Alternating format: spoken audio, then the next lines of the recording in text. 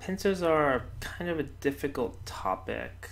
I was thinking about how best to do it, and a lot of people, so if you're Q level, probably the way you learned about pincers is something like this. It's like, you know, let's say this is your opening, and then black comes in, and you're like, okay, white has a stone here, I want to use it, I'm going to pincer. And then you say, okay, this one looks good, and then you play. Or you're like, okay, this is a complicated one, I know that, so I'm going to play this one. Or, oh, I know this Joseki, it's really popular, I'm going to play this pincer. But most of them, all the ideas are, black is coming in between my stones, so I'm going to pincer. At least, that's kind of how I learned about pincers. Maybe other people had other ways of learning. I know I met some people before who said, oh, well, I just always pincer. I hate having to, you know, respond. Like, I hate playing this one because it gives black too good. It's too easy for black. Or I just like to fight, so I always pincer. I've heard a lot of these reasons before. Oops. Yeah. I've heard a lot of these reasons before. You know, these are all options. But there's a lot more to pincers than just, you know, I want to fight, he's in between my stones. Like, those are good reasons, but there's some more subtle things. Like, okay, have you seen, probably you haven't seen a position like this in a while, but maybe you've seen something like this. And when you have the formation in the upper right, then you should not pincer. I think I talked a little bit about this shape, this formation, in one of my other videos about overconcentration. So for instance, I don't know, choose a pincer. Let's try this one for fun. Like, this is normal, and this is also normal. I don't know, this one. And then, now what should black do? Joseki is black should play here, or black can turn. This is actually a very critical point. And normally white should extend to prevent black from doing shenanigans in here. But actually, what about this kind of move, right? You know, what? Now, because you pincered, your stones have ended up a little bit over-concentrated. Right, now push again, push, I don't know, this way. Or what about, we could even do this Joseki too, you could just attach.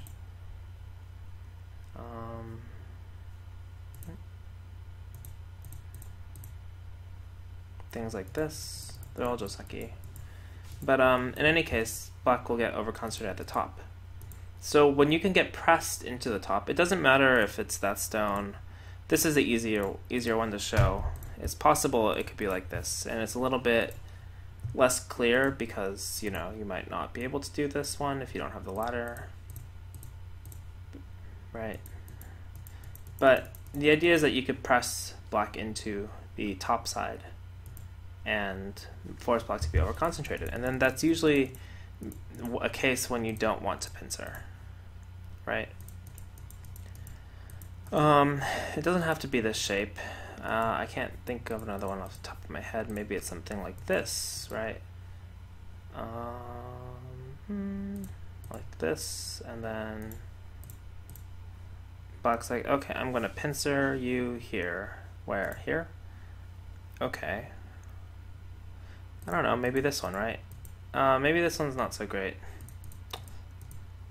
How should white do this? Maybe here. And then play this Joseki. I actually don't remember this Joseki, I haven't played in a while, but say something simple. And then, you know, you come back and you force black like this, and then it's totally different, you know, position. But the black is still, these three stones, not so valuable, right? These are all, like, basically the same idea. You find a way to push black into the pincer stone.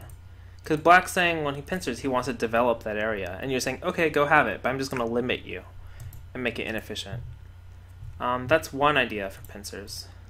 I want to say the general way of thinking about pincers is not about developing, actually. It's about fighting. It's like, I don't want you to have your normal way of playing. So, for a while we were seeing, a lot of people know that this is mini Chinese or micro Chinese Fuseki.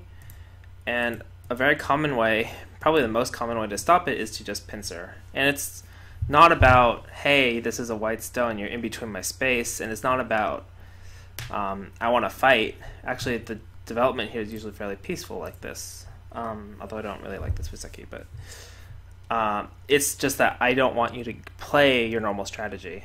That's kind of the normal idea. But you have to make sure it's backed up by like a plan too. You can't just say, oh, I don't want you to have that. It's have a strategy. So what's the strategy with this pincer? This pincer is saying, oh, well, if you take the corner, right, this is the most simple Joseki. This pincer also saying, I want Sente, if you take the corner. Then you can approach. Actually, maybe this one's a little better. Like this. And you can develop the bottom on a very large scale. This is another way of playing. And each pincer has a slightly different meaning, too.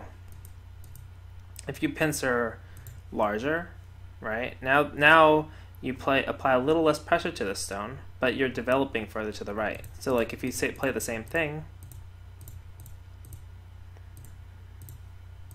right, now white's shape is getting even bigger, right? Because this stone is now further up, it's higher than it was before, and so it makes the overall framework stronger. But of course, there's some risks associated with this, like, you know, black has this kind of aji now. And if you try to resist, then you, I forget which, I think this one, black can play here, and if you try to connect, then black, you know, has a very good potential to live within your own territory. That's actually maybe why you don't see this one in this shape very often. But they're all kind of the same idea. First, you want to say, I don't want you to have that, and second, you want to choose which one works best with your overall position. So for instance, the close pincer to the 4-4 is good for basically forcing black to take the corner or to change directions. These are the normal choices. There are other choices like, hey, I'm going to take the center. Oh, it's not there. But these are less common these days.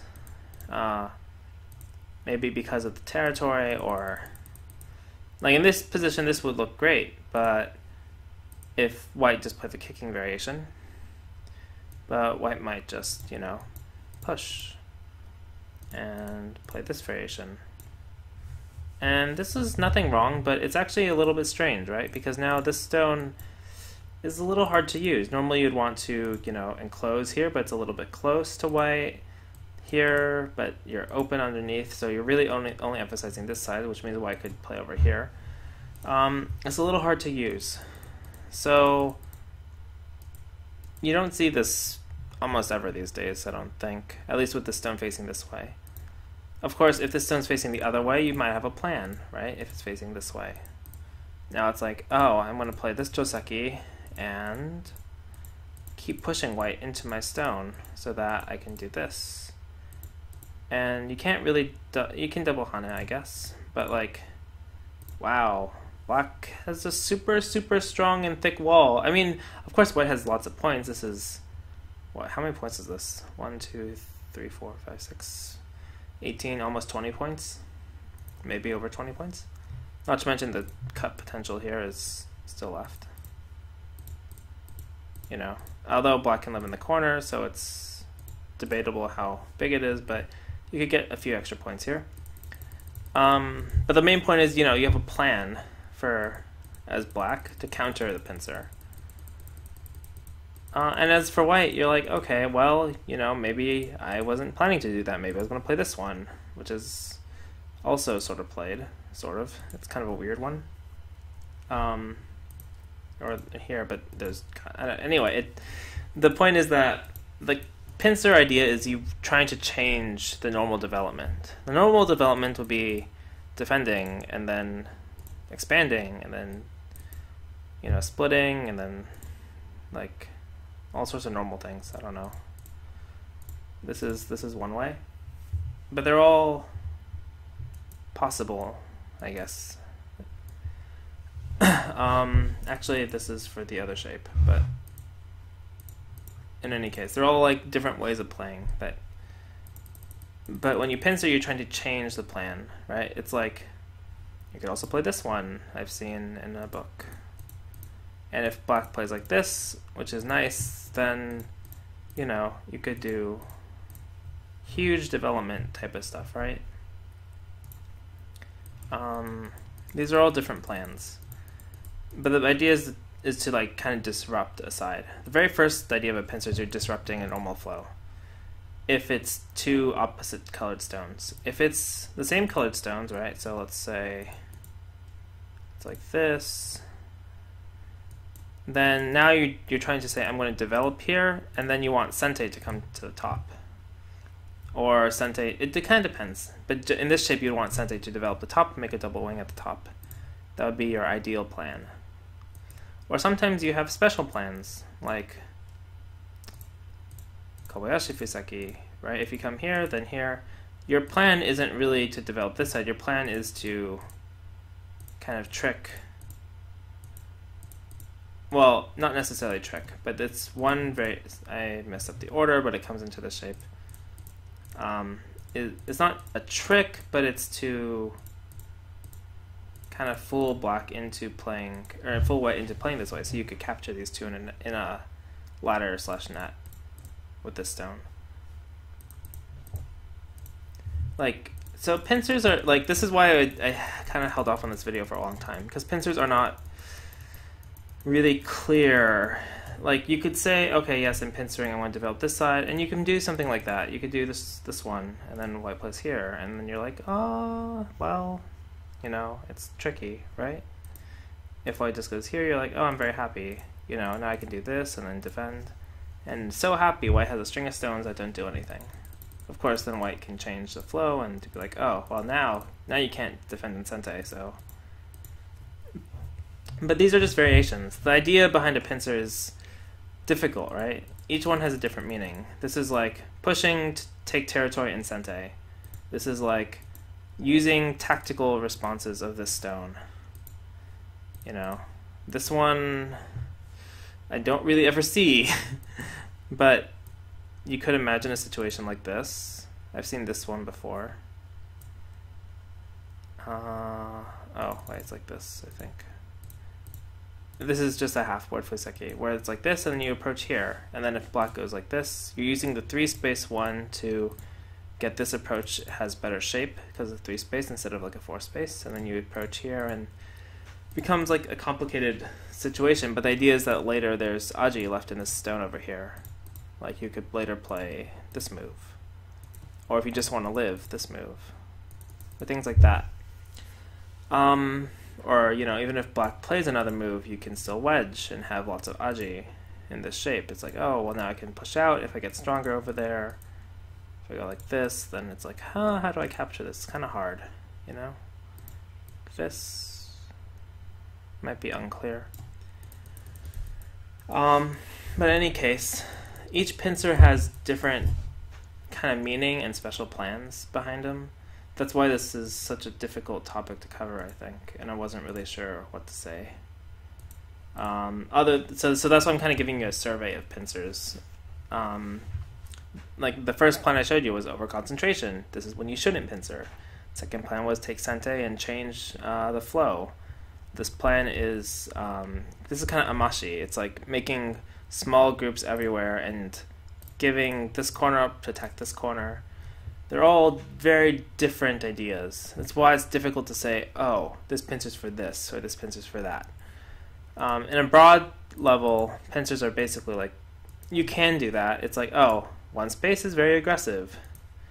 One space high is even more aggressive, because when you jump, then this stone is like, you can attack it more severely, whereas if it was low, you know, and you tenuki'd, then you can really just jump, and then white jumps, and then you jump.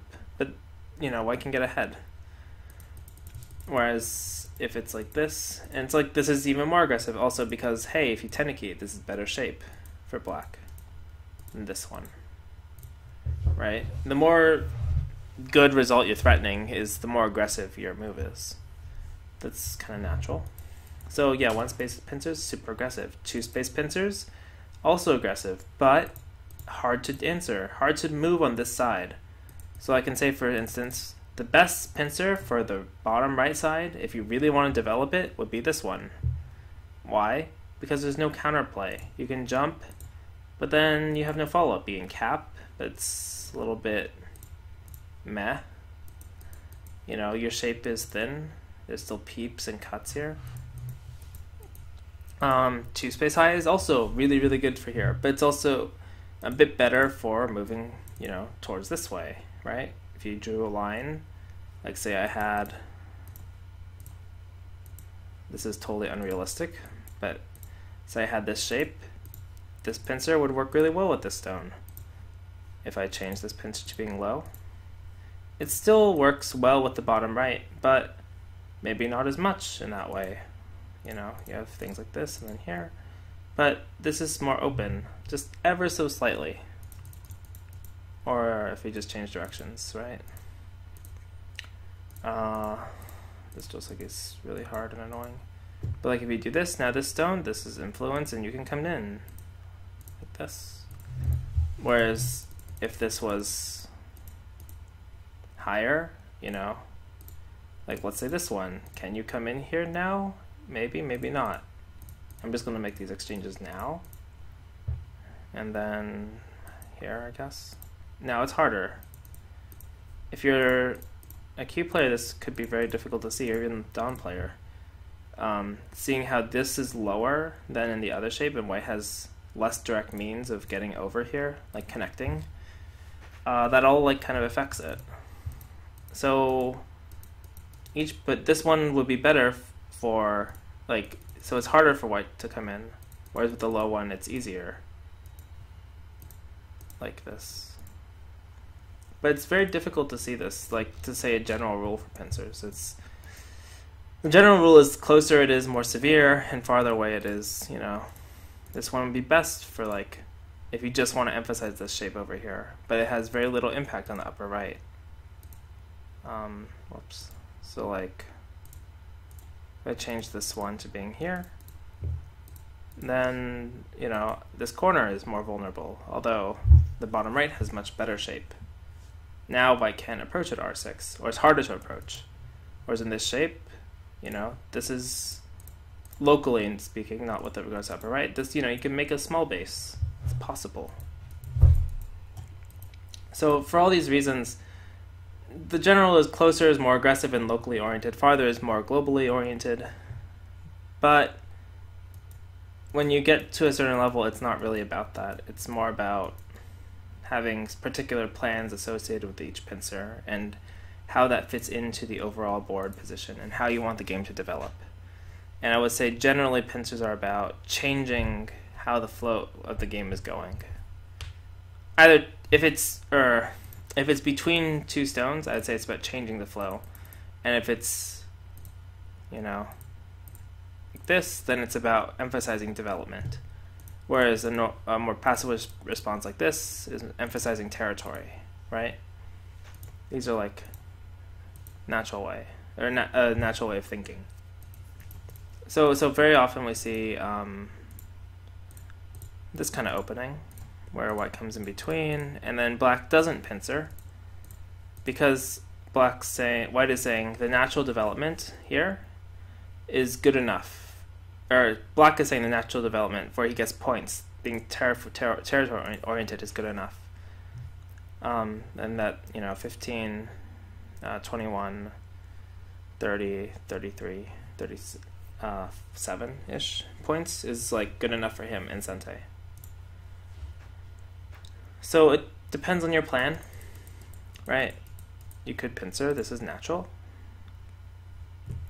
And of course, maybe in this shape, white would dodge and then counterattack or reduce. They're all different plans, but this is less natural. This is more fighting or more difficult, I guess, you know, because there's like these kind of things, and then I don't really know this shape very well, but I assume, no, wait, needs a move here. Something like this, you know, something. I don't really play this ever, but this will kind of be a potential way. Yeah. Anyway, just a very, very quick cover of pincer ideas. Nothing too specific, nothing too general. I guess the general thing is, yeah, closer the pincer is, more aggressive, farther away, more whole board it is. Higher it is, more it emphasizes the farther side. Lower it is, the more emphasis the direct side. But I would say that those are just guidelines, and that the real way you should think about pincers is like any other move, how it specifically affects, the shapes that you want to develop from it. It's like joseki, right? If you pick a joseki, you want it to work with all your shapes. It's not. I mean, that's all Go is, really. You just want all your stones to work together maximally, or work better than your opponents. And so choosing a pincer or not is a judgment based on, are my stones going to be good enough, or his stones going to be too good? And then you pincer if you think that way's better. Yeah.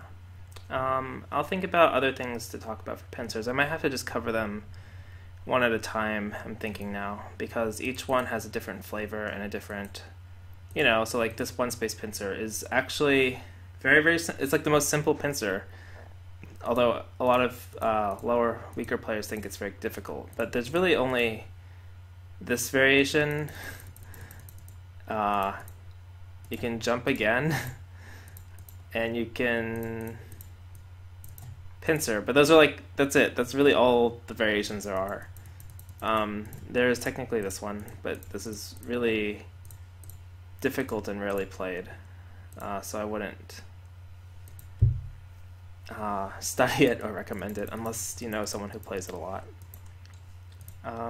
Yeah, I guess that's really it. I'll cover more pincers next time, or more on this topic, but I wanted to at least start on it, and since I was away for a while. Okay, yeah, and I'll see